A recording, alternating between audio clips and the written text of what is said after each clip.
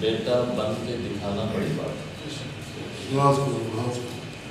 اور الولد سر ابھی ہے کہ بیٹا باپ کا راز ہے اس اعتبار سے کہ بیٹے میں باپ کی خوشبو ہوتی ہے، اور یہ سارا اسی وجہ سے ہے کہ حضرت نے مجھ خاکسار میں میرے والد بزرگوار کی خوشبو کو پایا تو مجھے آج یہاں پر اس جگہ پر بیٹھنے کا موقع ملا۔ تو سارا شرف اور ساری بزرگی اسی کی طرف ہے جہاں سے وہ بزرگی پھوٹ رہی ہے، اور عالم ہی عالم کی قدر جانتا ہے، کیونکہ دونوں اسی ایک ہی سرچشمہ سے فیض یاب ہیں جہاں سے ہر ایک کو ہمیشہ عنایت ہوتی ہے۔ مجھے ضرور پتہ چلا کہ آپ سورہ یوسف کے تفسیر کے حوالے سے، تو میں نے انتہائی ازدحام امور کی وجہ سے نقلیات کا مطالعہ تو نہیں کر سکا، لیکن آتے آتے آپ کی توجہ کی برکت سے چند چیزیں جو سورہ یوسف میں مذکور ہیں ان کے حوالے سے کچھ تعبیرات سمجھ میں آئی، تو ان کو لکھ لیا، کیونکہ ہمارا وہ معاملہ نہیں ہے جو اللہ تعالیٰ نے رسول محمود صلی اللہ علیہ وسلم کے بارے میں فرمایا کہ لا تحرک بہ لسانک لتعجل بہ ان علینا جمعہ و قرآن، کہ ہم محفوظ بھی کر لیں گے اور ہم اس کی جمع کا بندوبست بھی کر دیں گے، اور ہم اس کے معاملے میں جو ضرورت ہوگی پوری کر دیں گے، لیکن امتی کو جو ذہن میں ڈالا جائے اور وہ جو ڈالا جا رہا ہے وہ نقل کے مطابق ہو تو وہ اس کو لکھ لے، تاکہ اس کے لیے اور دوسروں کے لیے وہ ایک صحیفہ کی صورت ثابت ہو۔ آپ کا پھر سے شکر گزار ہوں کہ آپ نے توجہ فرمائی اور خاکسار پر عنایت کی کہ اپنی زیارت کا موقع دیا، کیونکہ اذا رؤوا ذکر اللہ بھی بارک ہے، اور یقیناً جس شخص کو حق تعالیٰ کی طرف سے علم کی نسبت حاصل ہو اس کو علماء کی صحبت میں ایسے سکون مجسر آتا ہے جیسے وہ حق کی صحبت میں ہے، کیونکہ عالم کے وجود پر چونکہ حق کی علمی تجلی ہے اور جس کی نگاہ حق کی طرف ہے تو وہ عالم کی صحبت میں ایسے ہے جیسے حق کی صحبت۔ اس پر ہم اللہ تعالیٰ کے شکر گزار ہیں کہ آپ کو یہ زیارت بھی نصیب ہے اور ملاقات بھی نصیب ہے، اور مختلف ذرائع سے اور وسائط سے آج ہمیں بھی یہ موقع ملا ہے کہ ہم حضرت کی بارگاہ میں اپنا سبق سنانے کے لیے آئے ہیں۔ اگر سبق میں کوتاہی ہو اور وہ یقیناً ہوگی تو حضور اس سے صرف نظر فرمائیں گے، اور اگر کوئی نفع کی بات ہے تو ضرور ہمارے حق میں دعا ہے۔ سورہ یوسف کی شروع میں جو چند باتیں ہیں وہ نقلیات میں یا تفاسیر میں یا علم و حکمت کی کتب میں درج کی گئی ہیں، لیکن قرآن ایک نصیحت ہے، چنانچہ آدمی کو اپنے احوال معاملات میں ان تمام کے تمام نصائح سے نتیجہ کے طور پر اپنے لیے فلاح اور بہتری کا سامان خود پیدا کرنا ہے۔ ایک اعتراض جو عموماً کیا جاتا ہے خصوصیت کے ساتھ ان لوگوں پر جو بزرگان دین کے قصے سناتے ہیں، یا وہ بزرگان دین جو قصے سنا کر لوگوں کو آسانی کے ساتھ حق کی طرف رغبت دلاتے ہیں کہ ان کا مذہب، ان کا مسلک، ان کا عقیدہ قصہ کہانی. دوسری بات جو عمومی طور پر کہی جاتی ہے وہ یہ کہ ان کا سارے کا سارا عقیدہ خوابوں پہ مبنی ہے. یہ دو ایسے اعتراضات ہیں کہ جن کی اگر جانچ پڑتال کی جائے تو یہ اعتراضات ہی قرآن و حدیث کے اعتبار سے غلط ہیں. اس لیے کہ جہاں تک تعلق ہے قصہ کو بیان کرنے کا تو وہ تو خود اللہ تعالیٰ نے قصوں کو بیان کیا، اور جہاں تک تعلق ہے خواب کا تو خواب فیضان نبوت سے ہے. اب اگر کوئی شخص خواب سے منافع اور علم کی نفی کر دے تو اس کا مطلب ہوا کہ وہ فیضان نبوت کی نفی کر رہا ہے، کیونکہ وحی کے آثار جب شروع ہوئے اور اس سے پہلے جو نبوت کے آثار ظاہر ہوئے سرکار دو عالم پر تو وہ تو تھے ہی الرؤیا صالحہ کی صورت میں.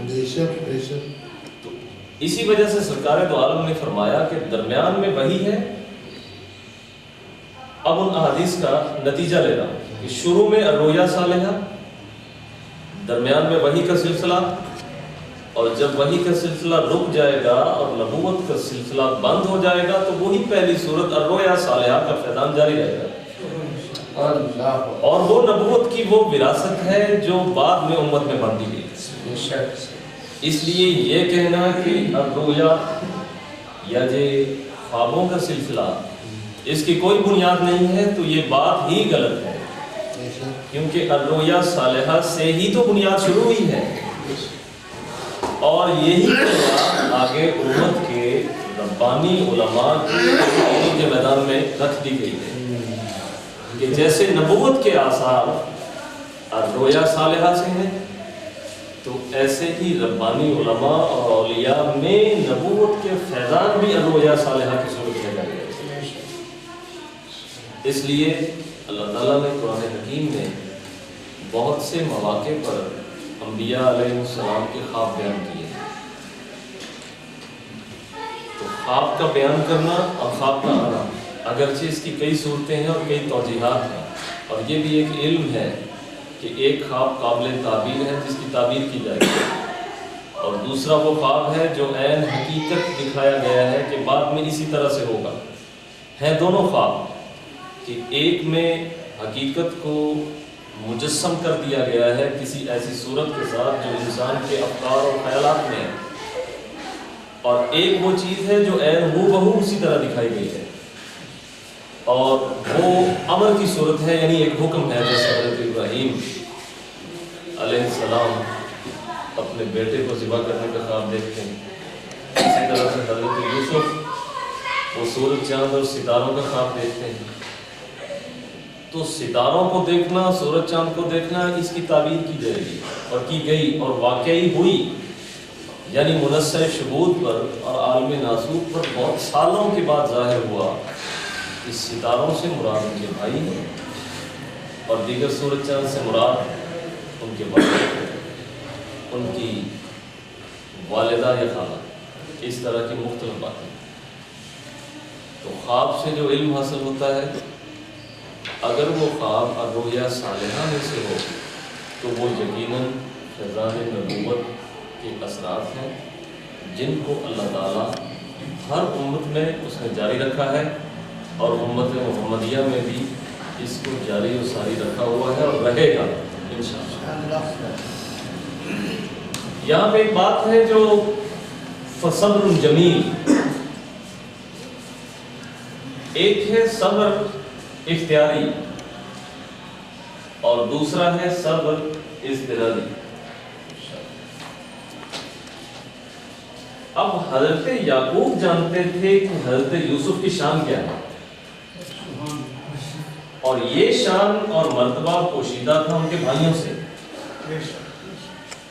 اگر وہ یہ شان جانتے شروع سے ہی تو عین ممکن ہے کہ وہ ایسا نہ کرتے کہ حضرت کو کنویں میں پھینکتے. تو کبھی ایک ہی شخصیت کے مرتبے کو ایک شخصیت جانتی ہے اور دوسری نہیں جانتی. حضرت یعقوب جانتے تھے اور آپ کے بھائی نہیں جانتے تھے، اس لیے حسد پیدا ہوا. اب اس پر ایک بات یہ عرض کر دوں کہ بہت بڑے مرتبے کا کوئی شخص ہوتا ہے لیکن اسے کوئی نہیں جانتا، اور کبھی لوگ کسی کو کسی حیثیت سے جانتے ہیں لیکن اس کی وہ حیثیت نہیں ہوتی. آپ نے شاید سنا ہو سلطان محمود غزنوی کا باپ سلطان العارفین باجید بسطامی کی تربت پہ گیا، وہاں ایک خادم تھا تو اس سے پوچھا کہ تیرا پیر کیا کہا کرتا تھا؟ اس نے جواب دیا کہ میرا پیر کہتا تھا کہ جس نے مجھے دیکھا اسے آگ میں نہیں جلائیں گے. تو وہ بھی بڑا ذہین فتین تھا، اس نے کہا کہ نمرود نے جناب ابراہیم کو دیکھا تو اس کو تو جلائیں گے، فرعون نے جناب موسیٰ کو دیکھا اس کو بھی جلائیں گے، ابو جہل عتبہ و شیبہ نے دیکھا حضرت رسول اللہ صلی اللہ علیہ وسلم کو، ان کو بھی جلائیں گے. کیا تمہارا پیر باجد بسطامی انبیاء سے بڑھ گیا کہ جس نے اسے دیکھا اسے نہیں جلائیں گے؟ تو خادم بھی آخر سلطان العارفین کا خادم تھا. اس نے جواب دیا کہ سلطان تجھے کس نے کہا کہ نمرود نے ابراہیم کو دیکھا ہے؟ اور تجھے کس نے کہا کہ فرعون نے جناب موسیٰ کو دیکھا؟ اور تجھے کس نے کہا کہ ابو جہل نے جناب محمد رسول اللہ کو دیکھا؟ اگر دیکھ لیتا تو صدیق و فاروق کے ساتھ ہوتا، نہیں دیکھا تو ابو جہل بن گئے، حالانکہ اس کی قوم اسے ابو الحکم کہتی تھی. ابو جہل بن گیا کیونکہ دیکھا نہیں. قرآن میں ہے وَتَرَاهُمْ يَنْظُرُونَ إِلَيْكَ وَهُمْ لَا يُبْصِرُونَ. آپ دیکھتے ہیں کہ وہ آپ کی طرف دیکھتے ہیں لیکن وہ دیکھتے نہیں. يَنْظُرُونَ إِلَيْكَ اگر نظرتاً سے لیا جائے تو اس کا مطلب آپ کو غور سے نہیں دیکھتے، توجہ سے نہیں دیکھتے، آپ کی حقیقت کی طرف نگاہ نہیں دیکھتے. اس لیے جب وہ رویت بالبصیرت سے نہیں دیکھتے تو ضروری نہیں کہ رویت بالبصارت سے انہیں پتہ چل جائے کہ یہ کون ہے. تو کبھی بہت بڑا آدمی لوگوں کی نگاہوں سے چھپ جاتا ہے کیونکہ وہ اسے دیکھتے نہیں ہیں.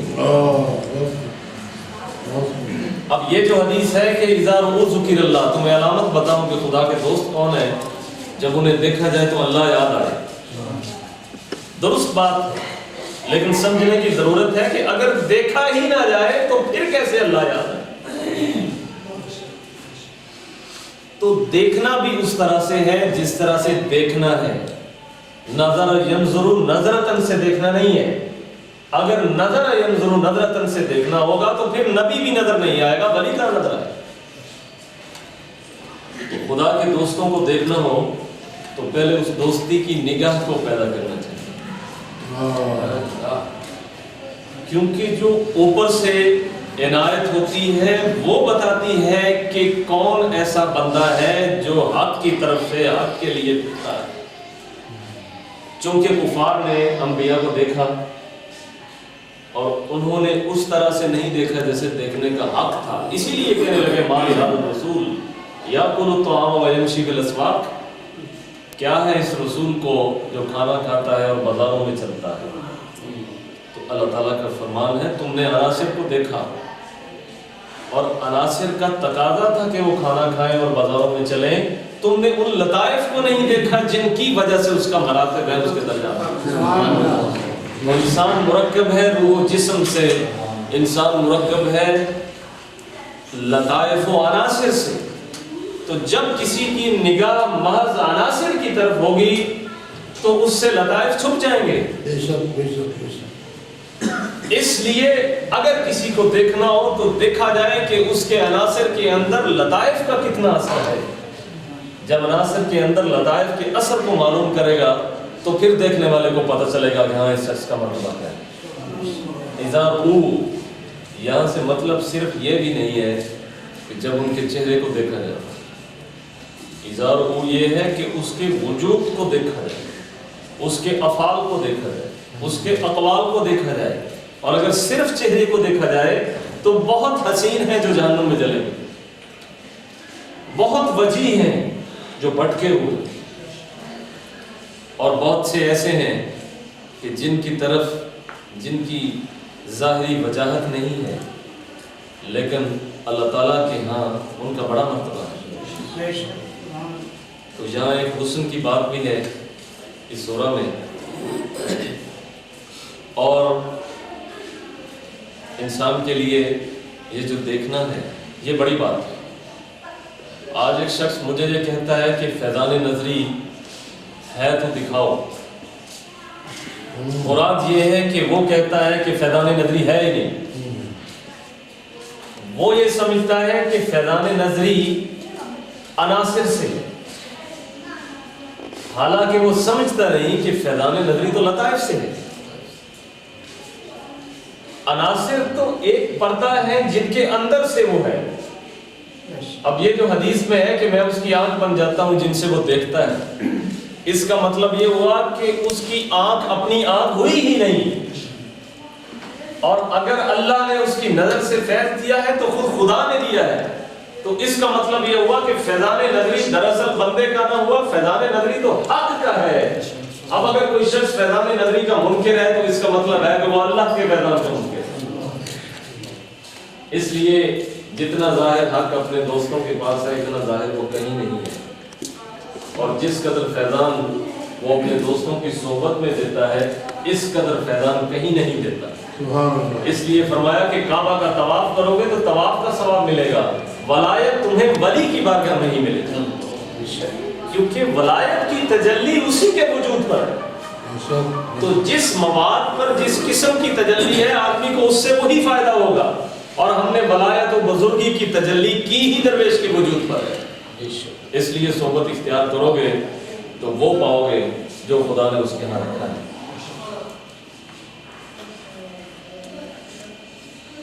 ایک آیت سورہ یوسف میں مجھے یاد آئی، احب الیہ مما یدعوننی الیہ، اور دوسری اسی سورہ میں قد شغفھا حبا، اور قرآن پاک میں ایک اور مقام پر والذین آمنوا اشد حبا للہ، اور ایک اور جگہ پر حدیث پاک میں لا یؤمن احدکم حتی اکون احب الیہ من والدہ وولدہ والناس اجمعین۔ ان تمام نصوص میں اصل چیز حب ہے، حب۔ تو میں یہاں پر اس بات کو کہنے میں بڑی جسارت کر رہا ہوں